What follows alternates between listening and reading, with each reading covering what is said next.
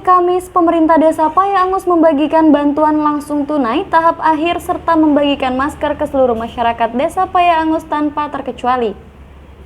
Dalam acara tersebut, dihadiri Kepala Desa Payaangus Cikden, Kasih PMD Kecamatan Sungai Rotan Miswanto SDTMM, serta Babinsa dan Babin Kamtibmas, perangkat desa dan anggota BPD Desa Payaangus Kecamatan Sungai Rotan Kabupaten Muara Enim.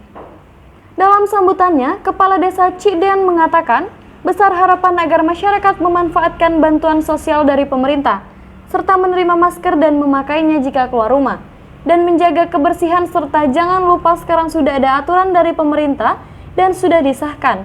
Siapa saja yang tidak memakai masker akan dikenakan denda sesuai sanksi aturan, ungkapnya pada awak media. Dari Muara Enim, Sumatera Selatan, reporter Amrol TV Sumsel mewartakan.